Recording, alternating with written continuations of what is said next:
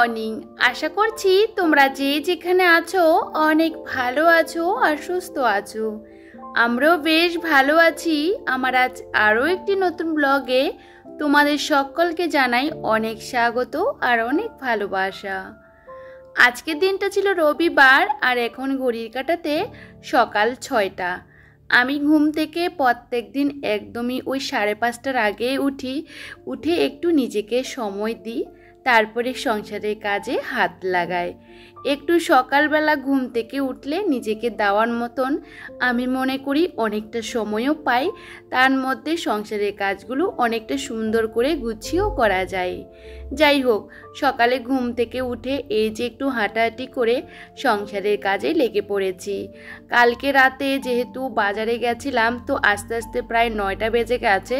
তো রান্নাবান্না সমস্তটা করার পর আর না এই ঘরটা গোছানো হয়নি, সমস্ত দিক একদমই ছড়ানো ছিটানো। আর কালকে তো অনেক জিনিস কেনাকাটা করেছিলাম, আর সমস্ত প্লাস্টিকগুলো এখানে সেখানে সমস্তটা ছড়িয়ে আছে। আমি সকালে ঘুম থেকে উঠে এরকম অবস্থা দেখে আমার ভীষণই খারাপ লাগছিল, কারণ আমি কখনোই কিন্তু ঘর অগোছালো করে রাখি না, রাতের বেলা সম্পূর্ণটা গুছিয়ে রাখি।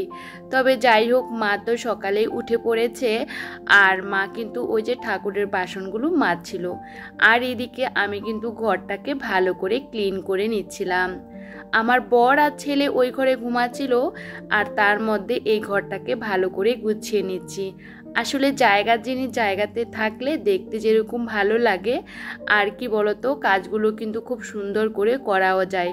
তো কালকে রাতে আর জায়গার জিনিস জায়গাতে ছিল না, তো সবটা এখন গুছিয়ে রাখবো।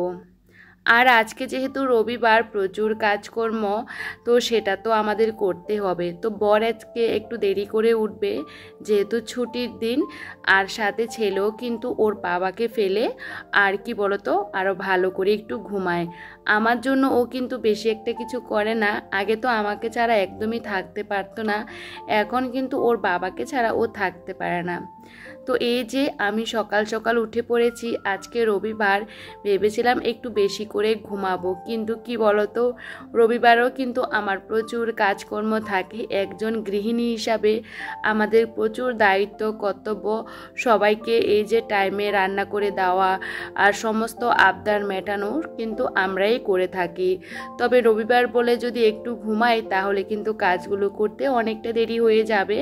ভাবলাম ওরা যেহেতু ঘুমিয়ে পড়েছে আর উঠতে একটু দেরি হবে, তার মধ্যে ঘরটাকে গুছিয়ে নিই।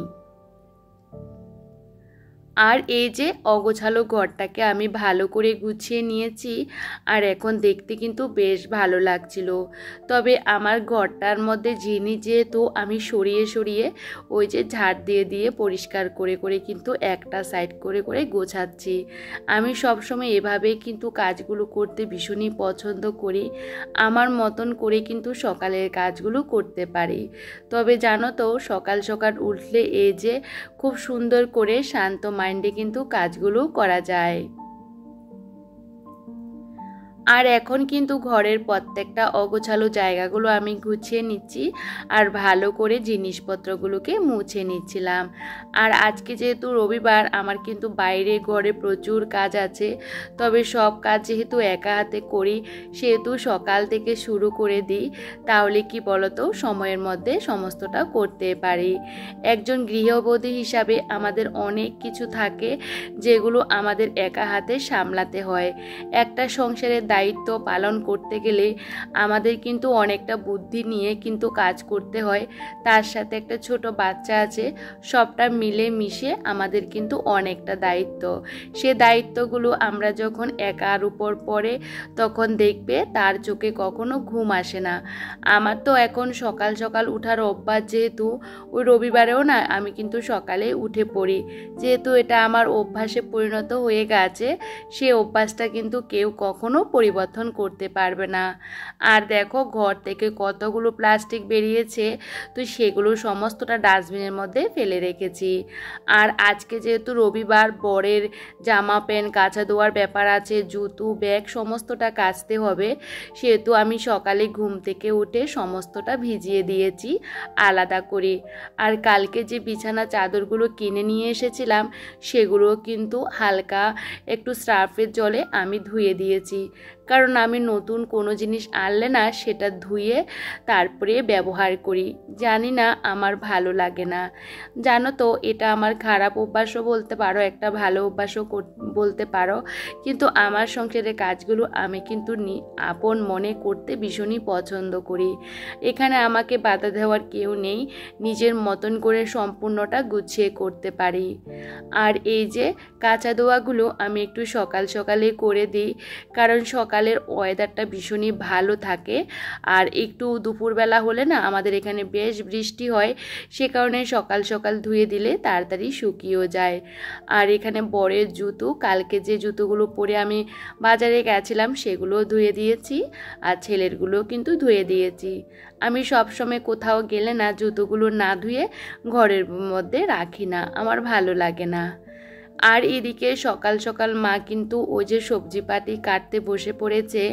আসলে মা না ওই যে কাজকর্ম না করলে ওনার ভালো লাগে না, সবসময় বলে থাকে যে আমি বসে থাকতে আর ভালো লাগে না, কিছু একটা করতে বল। কিন্তু আমি তো মাকে কোনো কাজকর্ম করতে দিই না, কারণ আমাদের বাড়িতে তেমন কাজকর্ম যা আছে সবটা আমিই করি। কারণ আমার বাপের বাড়িতে না প্রচুর কাজ, মা না কাজের জন্য একটু বসতেও পারে না। ভাবলাম মা যেহেতু আছে আমার এখানে, একটু রেস্ট করুক, তো সেহেতু কোনো কাজ ওনাকে দিয়ে করায় না। তবে মা তো বুঝতে পারো এটা সেটা করে নেয়। আর এদিকে আমি ফ্রেশ হয়ে চলে এসেছি রান্নাঘরে। আর আমার বর আর ছেলে কিন্তু একটু আগে ঘুম থেকে উঠেছে, এখন 8:45 বেজে গেছে। তো ভাবলাম ছেলে যেহেতু ঘুম থেকে উঠে পড়েছে, আমাদের সবার জন্য আজকে একটু গোলা রুটি করে নিই, কারণ ছেলে গোলা রুটি খেতে ভীষণই পছন্দ করে আর আমাদেরও বেশ ভালো লাগে। আর ছেলের জন্য দুটো প্রথমে করে ওকে একটু সস দিয়ে দিয়েছি, আর ওর বাবা ওকে খাইয়ে দিচ্ছিল। আর সাথে আমাদের জন্য বানিয়ে নিয়েছি। আসলে কি বলো তো, গোলা রুটি না পুরোটা এখনও বানানো হয়নি, তো ভাবলাম ওই যে চাটা দিয়ে দিই, আস্তে আস্তে বানাতে বানাতে আমরা এদিকে খাবারটাও খেয়ে নেব। আর খাওয়া দাওয়া করেছি। আর আমার কিন্তু ওই যে রান্নাঘরে রান্না করার জন্য সমস্তটা গোছানো হয়ে গেছে। তারপরে আমরা সবাই মিলে অনেকক্ষণ একটু গল্প আড্ডা করলাম।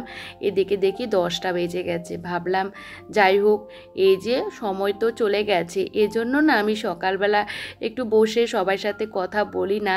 কিন্তু আজকে না কি মনে হয়েছে বলো তো, আমার বড় আছে, আমার ভাই মা সবাই মিলে গল্প কথা বলছিল, বাড়ি চলে যাব এই সমস্ত কথাগুলো নিয়ে আলোচনা করা হয়েছিল। কিন্তু ওই যে রান্না তো আমাকে করতেই হবে, তো সে কারণে রান্নাঘরে চলে এসেছি। কারণ সময়ের মধ্যে যদি রান্নাটা সেরে নিতে পারি তাহলে বাকি কাজগুলো না একটু দেরি হলেও কোনো অসুবিধা নেই। কারণ আমার যেহেতু ছোট্ট একটা বাচ্চা আছে, ওকে যেহেতু টাইমের মধ্যে খাওয়াতে হয়, বুঝতেই পারো। আজকে ভাবলাম ঘরটরগুলো তো বেশি একটা ক্লিন করার দরকার নেই, সকালবেলা তো ওই ঘরটাকে ভালো করে ক্লিন করে গুছিয়ে রেখেছি। আর আজকে সবাই এ ঘরে বসে বসে টিভি দেখছিল, সাথে ছেলে কার্টুন দেখছিল। তো ভাবলাম চলো ওই ঘরটাকে পরে পরিষ্কার করব। এমনিতে আমি কিন্তু প্রত্যেকটা দিন ঘর দুয়ারগুলো পরিষ্কার করে রাখি, তাতে না আমার বেশি একটা একদমই পরিশ্রম হয় না। আর আজকে রান্না করব একদমই সিম্পল তরকারি, সে কারণে কিন্তু আজকে রান্নাবান্নাগুলো আমার ঝটাপটও হয়ে যাচ্ছিল। প্রত্যেক রবিবারে তো মাংস খাওয়া হয়, এই রবিবারে ভাবলাম মাংস খাবো না, কারণ সোমবারে দাদা বাড়িতে আসছে আমাদের বাড়িতে, মঙ্গলবারে তো মা চলে যাবে, সে কারণে তো ভাবলাম আজকে আর করবো না, কালকে তো করতেই হবে। সে কারণে ডিমের তরকারি করে নিচ্ছিলাম, আর সাথে শুটকি মাছের তরকারি আমার হয়েও গেছে, আর পাট শাক করেছি, আর ডাল তো আমাকে প্রত্যেকটা দিনই করতে হয়। এটুকু রান্নাবান্না হচ্ছে। আর আজকে রান্নাবান্নাগুলো কিন্তু আমার ঝটাপটও হয়ে গেছে, যেহেতু প্রেসারের মধ্যে ডিম আলুটা আমি সেদ্ধ করে নিয়েছি, আর ডালটা হতে তো বেশিক্ষণ সময় লাগে না। যাই হোক, এদিকে রান্নাবান্না করার পর না আমি বাটিগুলো এরকমভাবে সাইডগুলো মুছে দিই, তাহলে দেখতে বেশ ভালো লাগে। নাহলে তরকারি লেগে থাকলে না সেগুলো শুকনো হয়ে লেগে থাকলে ভালো লাগে না। আমার এদিকে রান্নাবান্না হয়ে গেছে। আর বাইরে আমার অনেক কাজকর্ম ছিল, অনেক কাঁচা ধোয়াও করেছি, ভেবেছিলাম কাচবো না, কিন্তু ওই যে বাইরে কি সুন্দর ঝলমলে রোদ উঠেছে, রান্না করতে করতে আমি বাইরের কাজগুলো সেরে নিয়েছি। সাথে এই যে ফ্রিজটা আজকে ডিপ ক্লিন করছিলাম। কি বলো তো বন্ধুরা, অনেক দিন হয়ে গেছে আমি কিন্তু ডিপ ক্লিন করি না। এমনিতে সবসময় কিন্তু ফ্রিজটাকে আমি পরিষ্কার রাখি। তবে জানো তো 1 বছর হয়ে গেছে আমার ডিপ ক্লিন করা হয়েছে। তবে দেখে মনে হচ্ছে না যে এটার মধ্যে কোনো ধুলো ময়লা কিছু হয়েছে, যেহেতু আমি সবসময় পরিষ্কার রাখি। তো ভাইকে বলেছি সমস্ত জিনিসগুলো খুলে খুলে দিতে, কারণ আমি না খুলতে ভীষণই অসুবিধা হয়, একটু ভয় লাগে যদি ভেঙে টেঙে যাই সে কারণে। আগের বছর দুর্গাপুজোর সময় পরিষ্কার করেছি, আর এই বছর দুর্গাপুজো চলেও আসছে। তো ভাবলাম চলো এগুলো পরিষ্কার করে সমস্তটা মেজে বাইরে কিন্তু রোদ্দুরে আমি দিয়ে দিয়েছি। আর এদিকে দেখো ভালো করে এটাকে কসবাইট দিয়ে পরিষ্কার করে নিয়েছি। আর এখন শুকনো একটা কাপড় দিয়ে ফ্রিজের যে সাইডসগুলো ভালো করে পরিষ্কার, তারপরে কিছু কিছু ডিজাইন আছে, খাঁজ আছে, সেগুলো এখন পরিষ্কার করে নিচ্ছিলাম। তবে জানো তো ফ্রিজের মধ্যে যেহেতু আমরা অনেক কিছু রাখি, আর সেটা যদি পরিষ্কার না থাকে না ভালো লাগে না। তবে আমি সবসময় কিন্তু পরিষ্কার রাখি। তার মধ্যে আমি যেহেতু ম্যাট্রেস পেতে দিই সেহেতু না বেশি একটা নোংরা হয় না। এখন এই যে বাইরে রোদ্দুরে দিয়েছি, সমস্তটা শুকিয়েও গেছে। তো ভাবলাম এখন সমস্তটা লাগিয়ে নেব। আর আমার যেহেতু ছোট ছোট কন্টেনার বেশি কিছু নেই, সেহেতু আমি না সবজিপাতি কিভাবে রাখি জানো তো, একটা কাপড় বিছিয়ে দিই, তার মধ্যে প্লাস্টিকগুলো এভাবে করে করে রাখি। প্লাস্টিকের মধ্যেও না সবজি রাখলে ভীষণ ভালো থাকে, আমার না কখনো নষ্ট হয় না। আর আমি কিন্তু এভাবে রাখি। আসলে যদি কোনো কন্টেনার না থাকে এভাবেও কিন্তু সবজিপাতি রাখা যায়। প্লাস্টিকের মধ্যেও কিন্তু খুব সুন্দর কিন্তু সবজিগুলো থাকে। আর এই যে সম্পূর্ণ ফ্রিজটা আমার ক্লিন করে এখন গোছানো হয়ে গেছে। আর ম্যাট্রেসগুলো না শুকিয়ে গেছিলো, তো ভাবলাম চলো ওইগুলো কিন্তু বিছিয়ে দিই।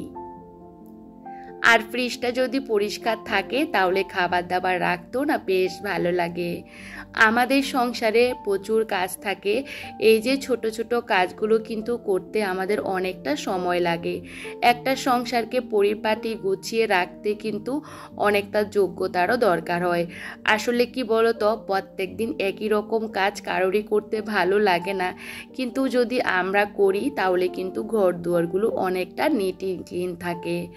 আর এই যে জানালার পর্দাগুলো ভালো করে ঝেড়ে নিয়েছি, আর এটা দিয়ে না বেশ সুন্দর ধুলো বালু পরিষ্কার হয়ে যায়। প্রথমে তো আমি বুঝতে পারছিলাম না, আমার আর আমার বরের ছবি একটার মধ্যে প্রচণ্ড ডিজাইন, আর যতই বাড়ি মারছি ততই দেখি ধুলো বেরোচ্ছে। দেখতে পাচ্ছি ডিজাইনের মধ্যে ধুলোগুলো আটকে পড়ে আছে। তবে বেশ আমার কাজের একটা জিনিস আমি নিয়েছি, যেহেতু আমি সবসময় ঘর দুয়ারগুলো পরিষ্কার রাখতে ভীষণই পছন্দ করি, আর এইটা দিয়ে পরিষ্কার করলে কিন্তু ঝটাপটও হয়ে যায়। আমরা কিন্তু এখন গৃহিণীরা অনেকটা স্মার্ট হয়ে গেছি, ওই যে একটু তাড়াতাড়ি করে কাজগুলো করে নেওয়ার চেষ্টা করি। সেজন্য আমাদের কিন্তু কিছু কিছু জিনিস এমন ব্যবহার করতে হয় যাতে কাজগুলো অনেকটা সহজ হয়ে যায়।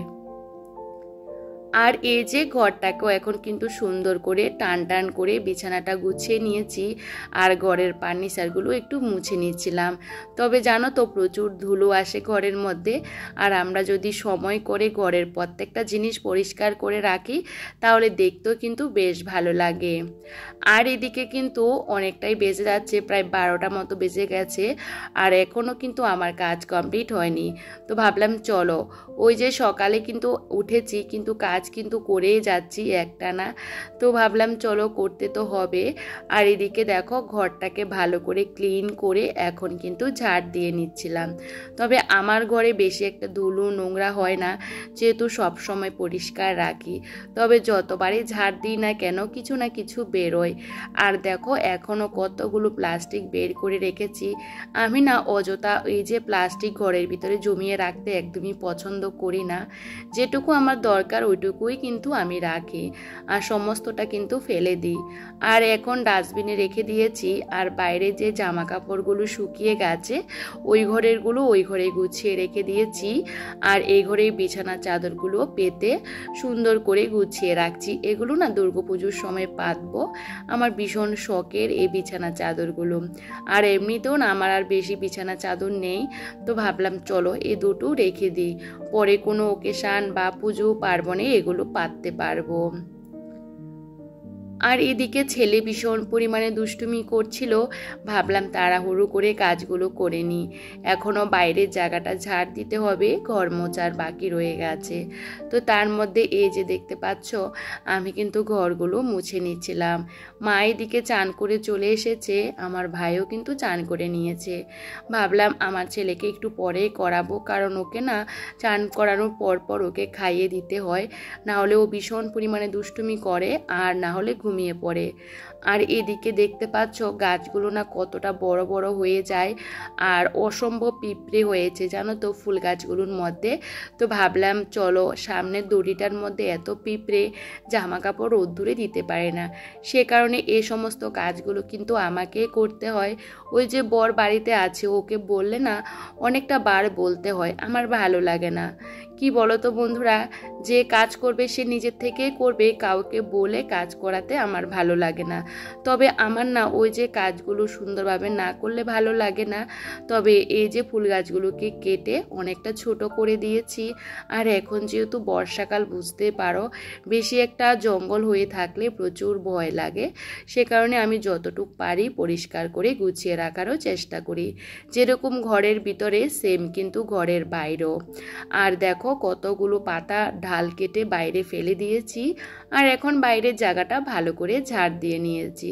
তবে শহরের সমস্ত কাজকর্ম সেরে যদি বাইরের জায়গাটা ঝাড় না দিই না, আমার ভালো লাগে না।